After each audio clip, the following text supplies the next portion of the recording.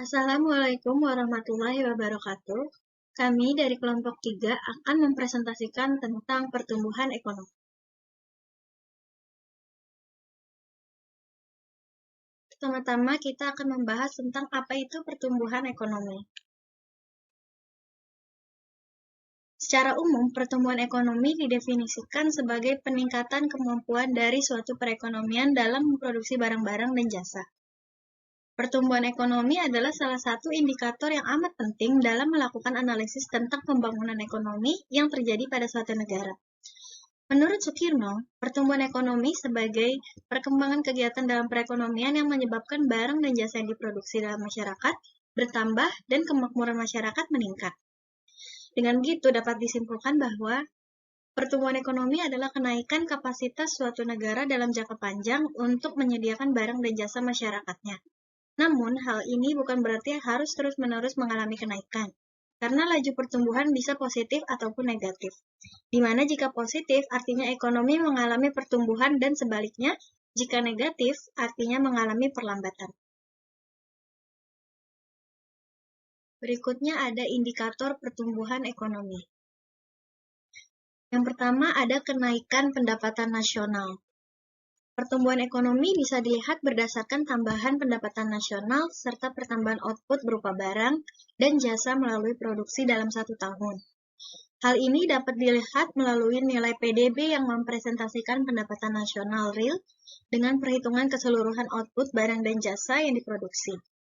Ini berarti indikator pertumbuhan ekonomi suatu negara dapat dilihat jika nilai PDB mengalami kenaikan dibandingkan dengan periode sebelumnya.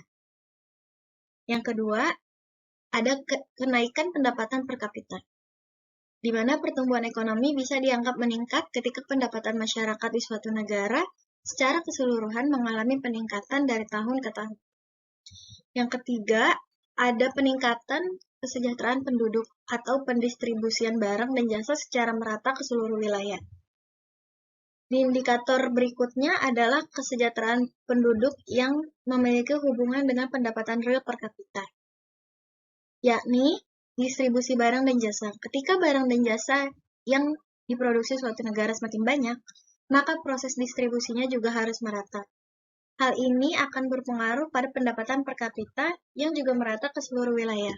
Dengan begitu, peningkatan kesejahteraan sudah bisa dipastikan terlaksana. Yang keempat, ada berkurangnya pengangguran atau ketersediaan lapangan atau kesempatan kerja. Hal ini dapat diwujudkan dengan ketersediaan lapangan atau kesempatan kerja, di mana penyerapan jumlah tenaga kerja dalam proses mengurangi tingkat pengangguran, berarti juga menunjukkan produktivitas semakin meningkat. 1. Teori pertumbuhan ekonomi klasik. Teori ini didasarkan oleh sedikit atau banyaknya penduduk di daerah tersebut. Menurut para ahli, yang pertama Adam Smith, perekonomian tumbuh dengan meningkatnya pertumbuhan penduduk. Yang kedua, David Ricardo, pertumbuhan penduduk yang semakin besar menyebabkan penurunan upah dan ekonomi menjadi stagnan. Yang ketiga, Thomas Robert Malthus, pertumbuhan penduduk 2 kali lipat dibandingkan produksi pangan, sehingga akan terjadi krisis pangan atau kelangkaan. Pembahasan selanjutnya yaitu teori pertumbuhan ekonomi neoklasik. Di dalam teori ini menjelaskan bahwa lebih memperhatikan hal lain yang mempengaruhi pertumbuhan ekonomi selain pertumbuhan penduduk. Contohnya seperti kewirausahaan dan investasi. Di dalam teori pertumbuhan ekonomi neoklasik terdapat beberapa pendapat dari para ahli. Yang pertama, menurut Harold Domar. Menurutnya, perlu adanya pembentukan modal atau investasi untuk mencapai pertumbuhan ekonomi yang teguh atau steady growth. Contohnya, semakin banyak modal, maka produksi barang dan jasa juga semakin banyak. Yang kedua, menurut Schumpeter. Menurutnya, pertumbuhan ekonomi sangat ditentukan oleh kemampuan kewirausahaan atau entrepreneurship. Contohnya, teori ini menekankan pada inovasi yang dilakukan oleh para pengusaha, yang mana kemajuan teknologi sangat ditentukan oleh jiwa kewirausahaan masyarakat yang mampu melihat peluang untuk membuka usaha baru maupun memperluas usaha yang telah ada.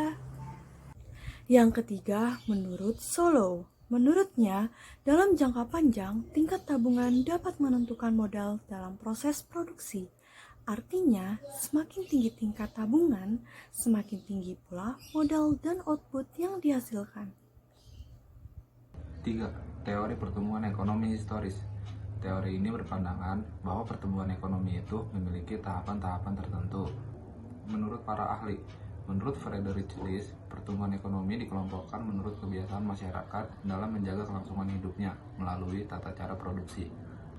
Menurut Werner Sombart, pertumbuhan ekonomi terjadi karena masyarakat memiliki susunan organisasi dan ideologi masyarakat. Menurut Walt Whitman Rostow, pertumbuhan ekonomi melalui 5 tahapan, yaitu tradisional, transisi, lepas landas, menuju kematangan, dan konsumsi tinggi. Selanjutnya, menurut para ahli Bruno Hildebrand, pertumbuhan ekonomi dimulai dari alat tukar-menukar, yaitu barter, jual beli dengan uang dan sistem kredit. Dan selanjutnya, menurut para ahli Karl Butzer, pertumbuhan ekonomi suatu negara didasarkan oleh hubungan konsumen dengan produsen. Ciri-ciri pertumbuhan ekonomi menurut Prof. Simon Kuznets. Yang pertama, terjadi laju pertumbuhan penduduk serta produk per kapita yang cepat. Yang kedua, meningkatnya produktivitas masyarakat. Yang ketiga, adanya perubahan struktural yang signifikan. Yang keempat, terjadi urbanisasi dalam suatu negara. Yang kelima, melakukan ekspansi ke negara maju. Yang keenam, terjadinya arus barang, modal, dan juga manusia antara bangsa-bangsa atau antara di negara di dunia. Faktor-faktor pertumbuhan ekonomi. Pertama, SDM. Kualitas SDM yang bagus akan mempercepat laju pertumbuhan ekonomi dalam mengurangi tingkat pengangguran. Yang kedua, SDA. Melimpahnya SDA salah satu faktor produksi yang mampu meningkatnya pendapatan. Yang ketiga, kemajuan teknologi. Penggunaan teknologi yang sudah maju mengindikasikan bahwa negara tersebut mampu menghasilkan produk lebih cepat dan efisien.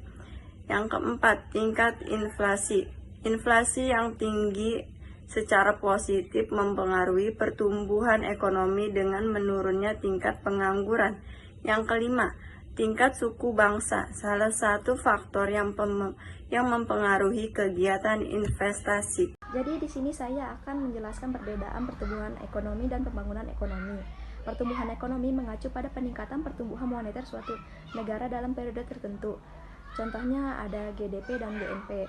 Sedangkan pembangunan ekonomi mengacu pada keseluruhan pembangunan kualitas hidup suatu bangsa dan meliputi pertumbuhan ekonomi. Contohnya ada HDI, pendapatan per kapita, dan perkembangan industri. Nah, selanjutnya kita dapat menghitung pertumbuhan ekonomi. Dalam kebanyakan kasus, tingkat pertumbuhan ekonomi mengukur perubahan produk domestik bruto atau PDB suatu negara. Di negara-negara dengan ekonomi yang sangat bergantung pada pendapatan asing, produk nasional bruto atau GNP, menghitung pendapatan bersih dari investasi asing. Nah, secara sistematis persamaan untuk mencari pertumbuhan ekonomi adalah sebagai rumus berikut. Pertumbuhan ekonomi sama dengan PDBT dikurang PDBT min 1 dibagi PDBT min 1 dikali per 100. Sebagai berikut, di mana contohnya PDBT sama dengan PDB tahun T. Contoh soal, diketahui laju pertumbuhan ekonomi Indonesia dalam miliar rupiah. PDB 2011-2012 sebesar 1.000, PDB 2013 sebesar 1.200. Laju pertumbuhan ekonomi pada tahun 2013 adalah, cara pembahasannya kita mencari, diketahui PDB 1.200, PDBT min 1 1.000. Di mana yang kita cari pertumbuhan ekonomi pada tahun 2013. Nah, cara menjawabnya, pertumbuhan ekonomi sama dengan PDBT dikurang PDBT min 1 dibagi PDBT min 1 dikali 100%. Sama dengan 1.200 dikurang 1.000 dibagi 1.000 dikali 100%. Sama dengan 200 dibagi 100 dikali 100. Nah, kita mendapatkan hasil 20%. Jadi, kesimpulan yang dapat kita ambil, pertumbuhan ekonomi pada tahun 2013 adalah sebanyak 20%. Nah, sekian presentasi dari kelompok 3 tentang pertumbuhan ekonomi. Saya harap apa yang kami sampaikan dapat dimengerti oleh teman-teman sekalian. Saya sebagai perwakilan kelompok mengucapkan terima kasih. Semoga ilmunya dapat bermanfaat untuk kita semua. Wassalamualaikum.